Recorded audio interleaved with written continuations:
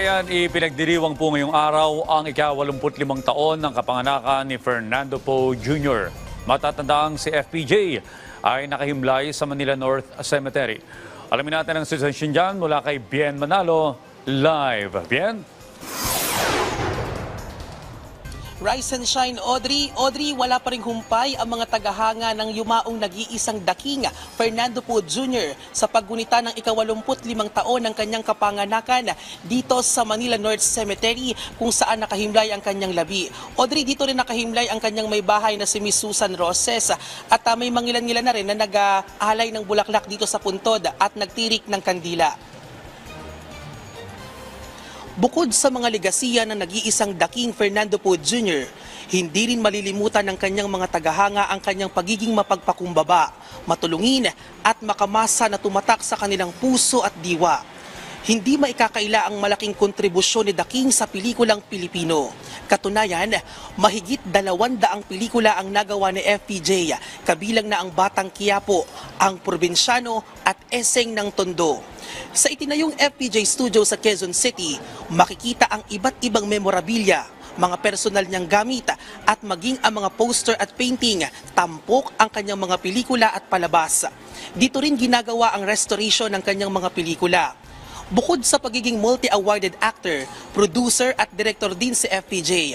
At bilang pagpupugay sa nag-iisang daking, matatanda ang noong nakaraang taon nga, isinabay sa kanyang kaarawan ang pagpapalita ng pangalan ng Roosevelt Station sa LRT Line 1 na ngayon ay tatawagin ng Fernando Poe Jr. Station o FPJ Station. Sa bisaya ng Republic Act 11608 na akda ni Senador Lito Lapid. Bukod sa mga taga-suporta, inaasahang bibisita rin mamaya ang mga kaanak ni Daking, kabilang na si Senator Grace Poe para mag-alay ng bulaklak at panalangin. Audrey, mapalad tayo ngayong umaga dahil makakapanayam natin ang mga naging dating kasamahan ni Daking sa kanyang mga pelikula at palabas. Makakasama natin ngayon si Sir Tom Olivar at si Sir Eddie Tuazon. Magandang umaga po mga sir at welcome po sa Rise and Shine Pilipinas. Live po tayo ngayon sa PTV4. Magandang umaga din sa inyo, sa mga nanonood sa inyo TV. Sir, talagang hindi talaga maikakaila, no, yung malaking kontribusyon at ambag ni Daking, no, sa pelikulang Pilipino. Sir, bilang mga naging dating kasamahan ni FPJ, ano po yung namimiss natin sa kanya? Yung kabaitan niya, namimiss na namin yun. Yung pagmamahal niya sa tao, pagmamahal niya sa mga kasama niya sa pelikula, sa mga kaibigan niya, yun ang namimiss namin ngayon. Opo. Si Audrey, si Sir Eddie, siya yung inaanak sa kasal ni FPJ. Tama po ba, sir? Opo. Inaanak. Okay.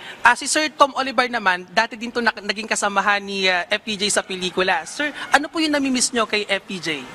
Namimiss ko sa kanya yung mga pakikisama niya, pakikitungo niya sa mga tao. Lalo-lalo na sa mga maliliit na tao. Alam mo, pag alam niya ang tao, walang pera, lalo na magpapasko, alam niya walang pelikula, walang gagawa at gagawa yan. Para lang siya maibigay sa mga tao. Alright. Ngayong kaarawan niya, sir, ano po yung mensahe natin para sa kanya? Kaarawan niya, sana hindi ikaw nawala. Marami ang dapat mawala, hindi ikaw. Okay, sir, ikaw, Sir Ed, ano po yung mensahe niya para kay Daking? Yung mensahe ko sa kanya, sana nandito ka pa para hindi nasira ang movie industry. Sa ngayon, parang nawala ang pelikula. TV na lang ngayon ang medyo ang movie industry. Pero kung siguro kung buhay siya, baka nabuhay pa ang movie industry. Alright, maraming salamat po, Sir Ed Tuazon at si Sir Tom Olivar. Audrey, kanina nga ay may mangilan-ngilan tayong nakikita na ng mga tagahanga at taga-suporta na pumupunta na rito sa Manila North Cemetery para mag-alay ng kanilang dasal, panalangin at bulaklak para sa nag-iisang daking na si Fernando Poe Jr. At yan ang update. Balik sa iyo, Audrey. Maraming salamat, Bien Manalo.